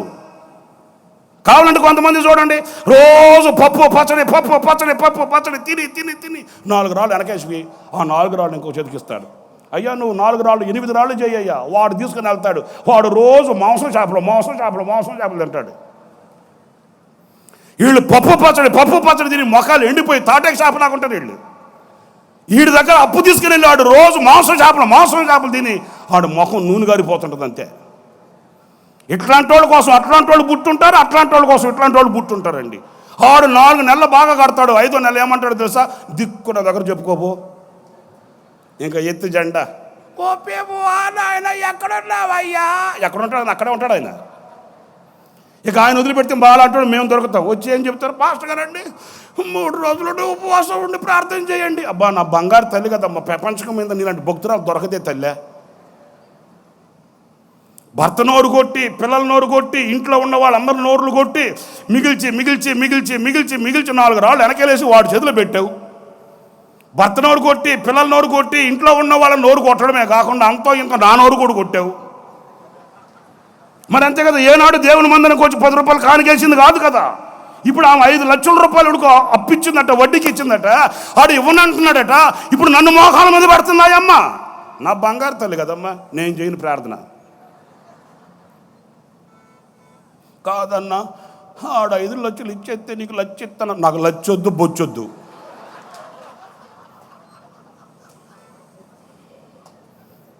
ఏమన్నా నేను ఒక వారు చెప్తానండి, మింగడానికి మెతుకు ముందు లేకపోతే వెనకేసి తిని. నా మాట ఏనంటారా బాబు, నా మాట ఏనండి అయ్యిల్లరా. దేవుడు ఏ రోజుకి ఇచ్చిన కృప ఆ రోజు అనుభవించండి సంతృప్తిగా. దేవుడు మిమ్మల్ని పిలిచిన పిలుపుకు తగ్గట్లు దేవుడు మిమ్మల్ని ఏ స్థితిలో పెడితే ఆ స్థితిలో సంతృప్తిగా బ్రతకండి. అంతకి మించిన బ్రతుకు ఇంకొకటి లేదండి. నేను ఇంకొక మాట చెప్పనా, ఇన్ని సంఘాలు కట్టి ఇంత సేవ చేశాడు యేసన్న గారు. ఇంత సేవ, ఇన్ని సంఘాలన్నీ మన చేతికి ఇచ్చేసి శుభ్రంగా ఆనందంగా వెళ్ళిపోవాలి. ఆయన వెళ్ళిపోయాడా లేదా? ఏంటండి అట్లా చిత్రంగా చూస్తారు నన్ను, మీరేమో ఇచ్చినట్టు చెప్తున్నారు. వెళ్ళిపోయాడా లేదా? ప్రశాంతంగా వెళ్ళిపోయాడు, విశ్రాంతిలో ఉన్నాడు ఇప్పుడు ఆయన.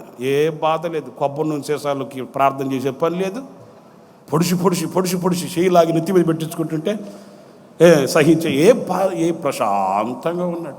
మరి ఆయనే అంత ప్రశాంతంగా వెళ్ళిపోతే, అన్ని మిగిల్చాడు కూడగట్టి ఇక్కడ ఇచ్చేసిపోతే మనం ఏం తీసుకెళ్తాము? నాకు తెలియక అడుగుతాను, మీరు చెప్పండి, ఏం తీసుకెళ్తామండి? మరి తగు కృప, ఏ నాటికి కృప ఆనాడు. పురులారా, 2వ అనుభవము మితానుభవము. ఏ అనుభవం అండి? గట్టిగా చెప్పండి. సరే, ఇంకొక మాట చెప్పి ముగించేస్తాను. ఒక 5-10 నిమిషాలు ఓపిక పట్టి వినాలి మీరు.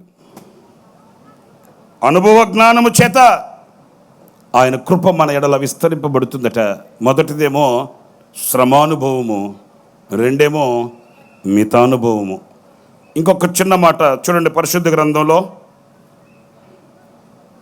పరిశుద్ధుడైన పౌలు కొరింథీ సంఘానికి రాసిన మొదటి పత్రిక 2వ అధ్యాయం 14వ వాక్యం అండి. 2వ అధ్యాయం 14వ వాక్యం.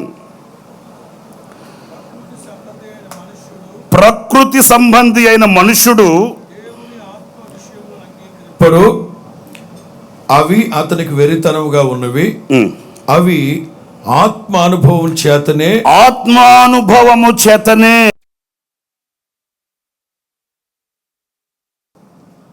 కొంతమందికి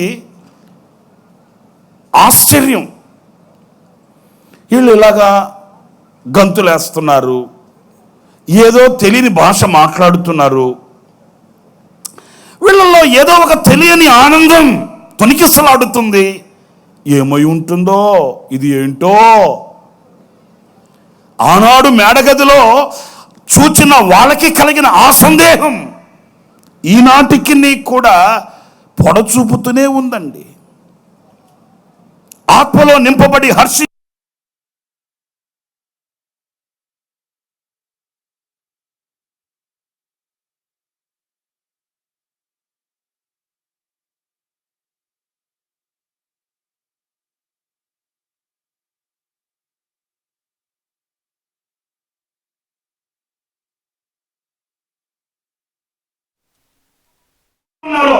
మీరందరూ కూడా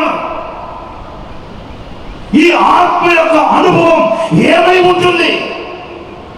ఈ ఆత్మను అనుభవించిన వారి, ఆత్మ అభిషేకాన్ని అనుభవించిన వారి యొక్క గుణగుణాలు ఏమై ఉంటాయి? ఇది అనుభవించిన వారికే తెలుస్తుందండి. కొంతమందికి అనుభవం లేదండి. అనుభవం లేక ఆచరణ ఉందండి. ఆచరణ అంటే ఏంటి? వింటున్నారా, తింటున్నారా? శనివారం ఈరోజు గడికి చెప్పండి, వింటున్నారా, తింటున్నారా? తింటున్నారా? ఏంటి మధ్యాహ్నం కానీ మూట కట్టున్నారు ఏంటి? మరి వింటుంటే నా వైపు చూడండి. ఆత్మ యొక్క అనుభవం ఏంటి?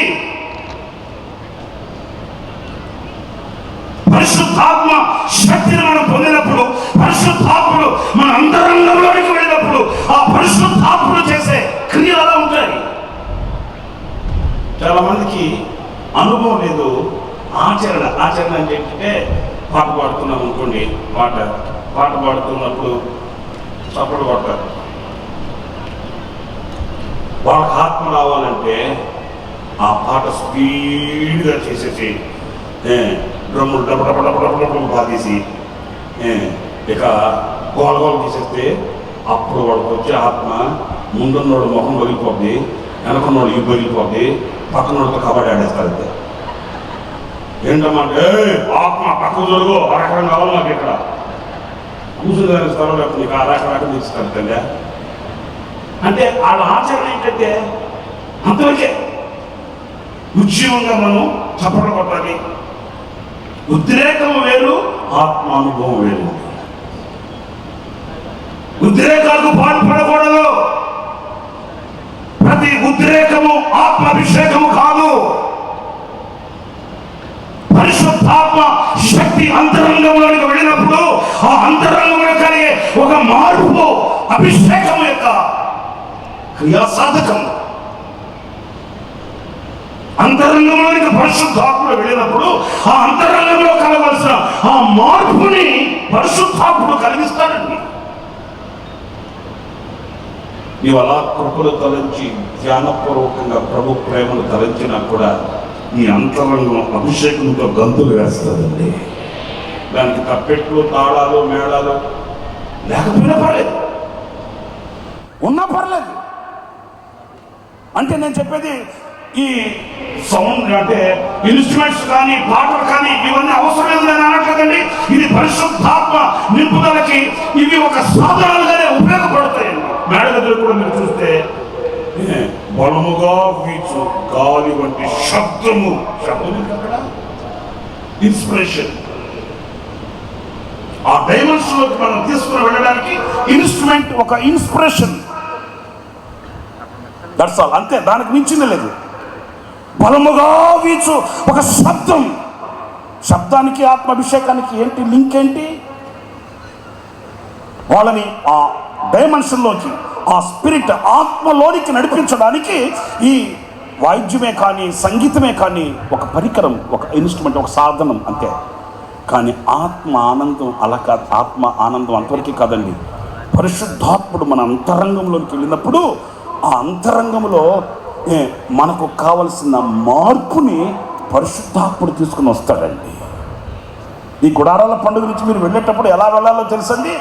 ఈ పరిశుద్ధాత్మ అనుభవం కలిగి మీ అంతరంగంలో ఒక చారిత్రాత్మకమైన విప్లవాత్మకమైన మార్పుని కలిగిన వారై ఇక్కడి నుంచి మీరు సంతోషంతో సాగి వెళ్ళగలగాలండి. హల్లెలూయా. ఇంకా ఒక మాట చెప్పనా, పరిశుద్ధాత్ముడు అంతరంగంలోనికి వెళితే ఏం జరుగుతుంది? మీరు పరిశుద్ధ గ్రంథంలో ఆది కాండంలోనే మీరు చూస్తారు. నేను చెప్తాను, వినేయండి చాలు. నేల మట్టిని తీసుకొని వినండి. నేల మట్టి తీసుకొని ఆయన నరుని సృష్టించాడు. మన పోలిక చొప్పున మన సారూప్యంలో ఒక నరుడిని చేస్తామని ఆయన నేల మట్టితో నరుని చేశాడు. వినాలి ప్రియులరా, అంటే నరుని చేశాడంటే ఎలా చేశాడు?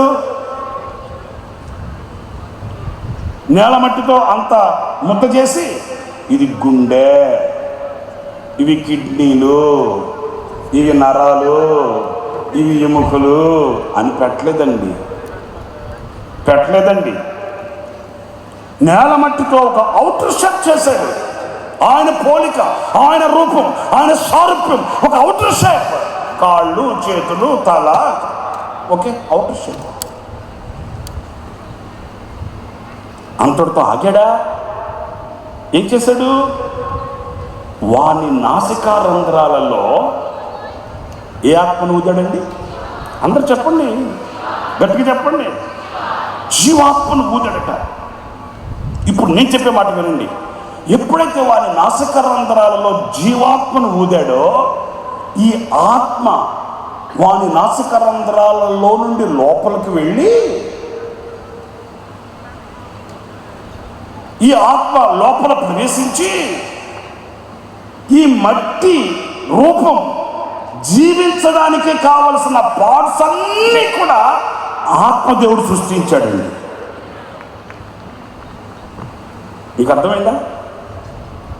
నేల మట్టితో ఒక రూపాన్ని చేసి వాని నాసిక రంధ్రాలలో జీవాత్మను ఊదితే ఈ జీవాత్మ వెళ్ళి వాడిని జీవించే ప్రాణిగా చేసింది. అంటే ఇంటర్నల్గా, అంతరంగికంగా ఉన్న పార్ట్స్ అన్నీ, మనం జీవించడానికి కావలసిన అవయవాలన్నీ పరిశుద్ధాత్మ దేవుడు సృష్టించాడు.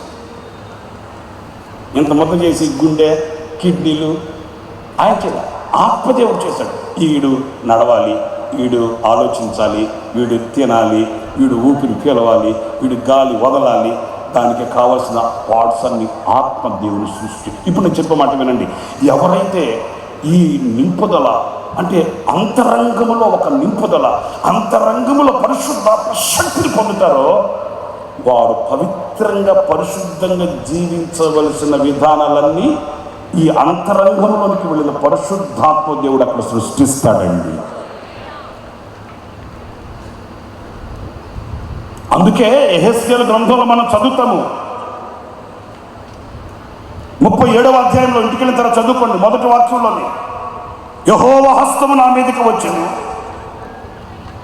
నేను ఆత్మవశుడనవగా ఆయన నన్ను కొనిపోయాను. ఎక్కడికి కొనిపోయాడు?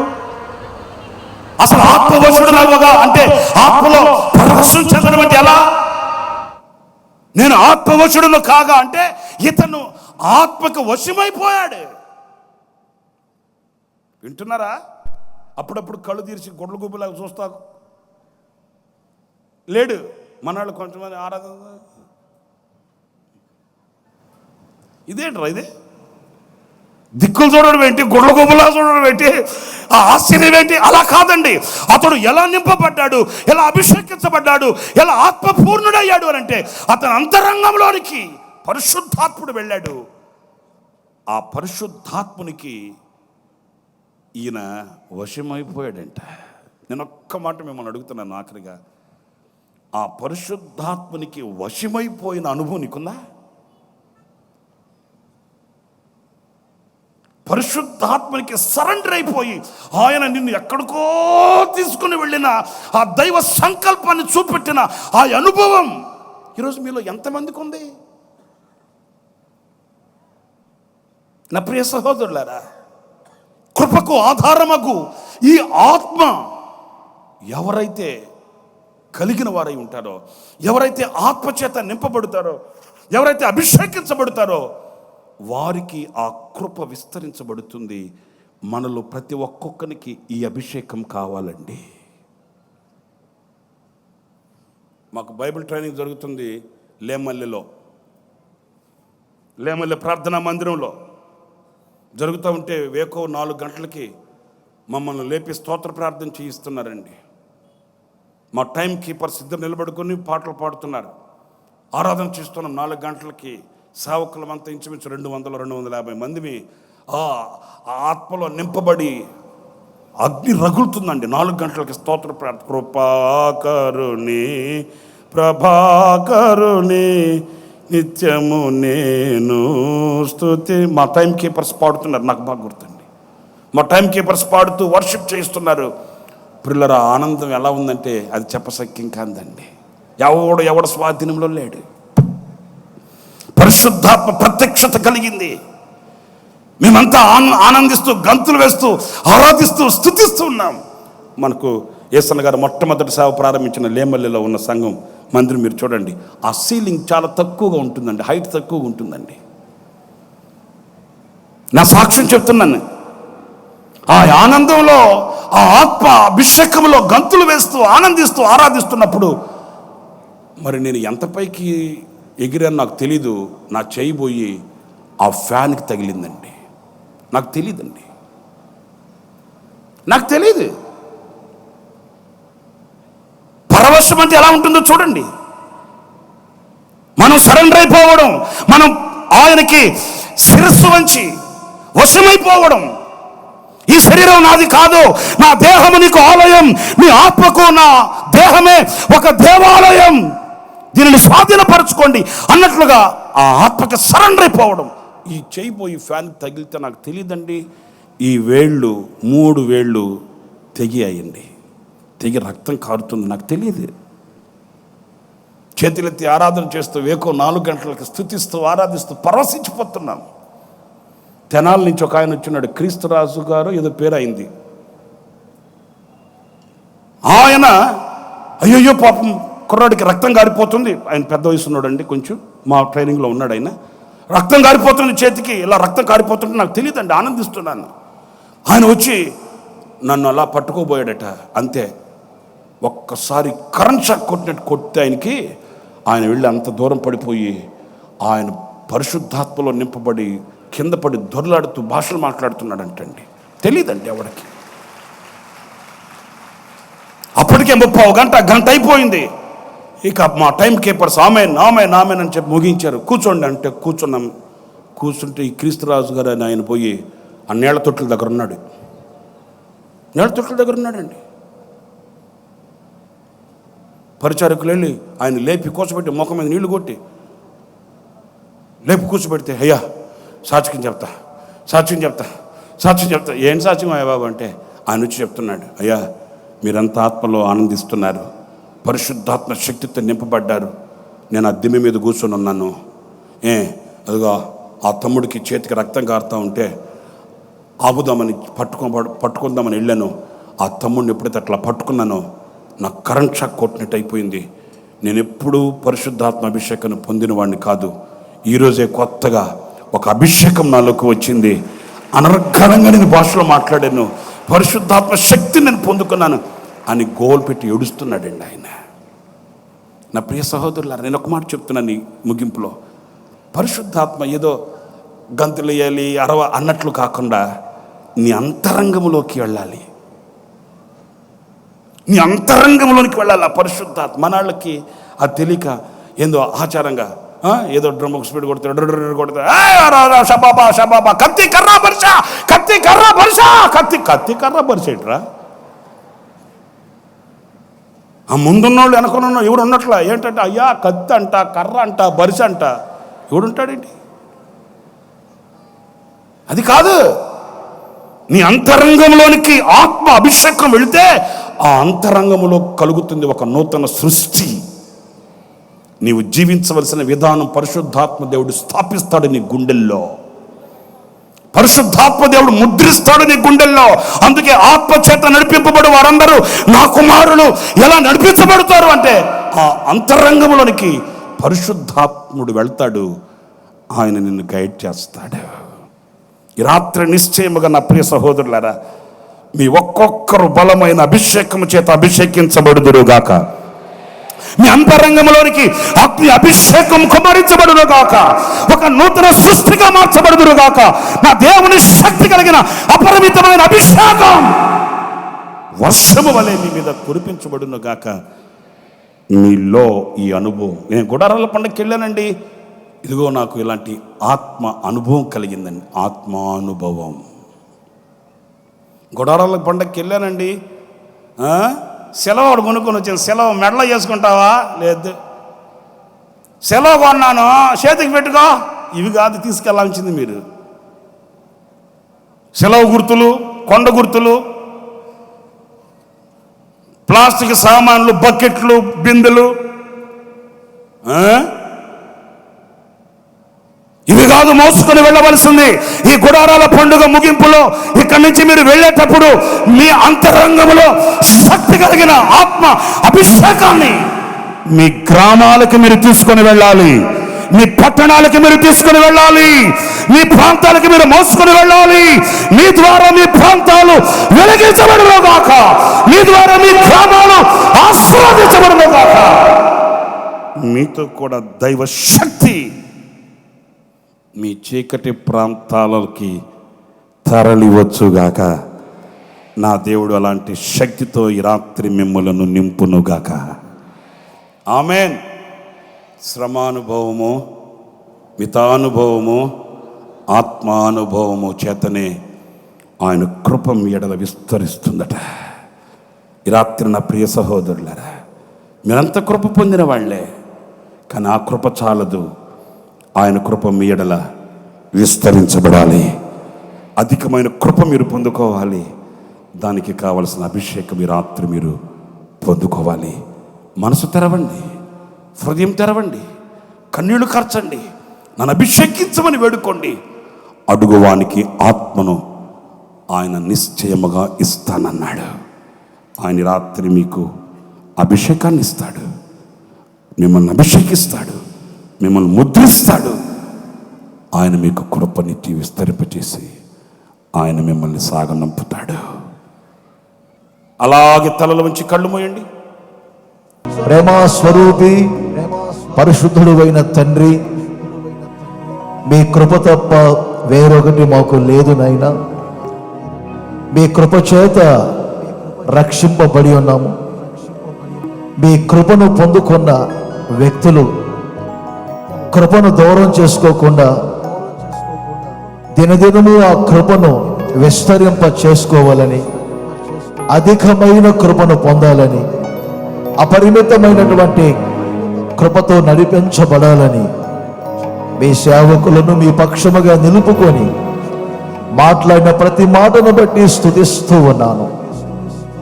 ఆ కృప విస్తరించాలంటే చక్కని కొన్ని అనుభవాలను గూర్చి మీ లేఖనముల ఆధారము చేత తండ్రి ఇప్పటి వరకు మీరు మాట్లాడినందుకు స్తుతిస్తూ ఉన్నాను.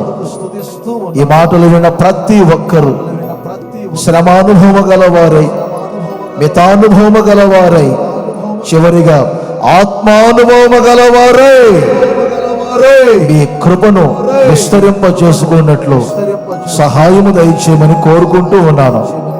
ఒక్కొక్కరి మీద ఇదిగో ఈ కృప విస్తరించినట్లుగా ఈ చక్కని అనుభవాలు ప్రతి ఒక్కరిలో స్థిరపరిచి ఘనమైన మీ నామమునకు మహిమ తెచ్చుకోండి. మీ కృప విస్తరింపకుండా చేస్తున్న ప్రతి కార్యం యేసు నామములో తొలగిపోవునుగాక. ముందున్న కార్యక్రమాలన్నిటినీ ఆశీర్వదించండి. మీ పక్షముగా నిలిచి మీ మాటలు అందించిన మీ దాసులను మరింతగా బలపరిచి అభిషేకించి బోధిగంతముల వరకు మీకు సాక్షార్థముగా నిలుపుకొని విస్తారమైన కృపతో నింపి మీ ఘనమైన నామమునకు మాత్రమే మహిమ తెచ్చుకొనమని యేసు నామములో అడుగుచున్నాను తండ్రి, ఆమేన్.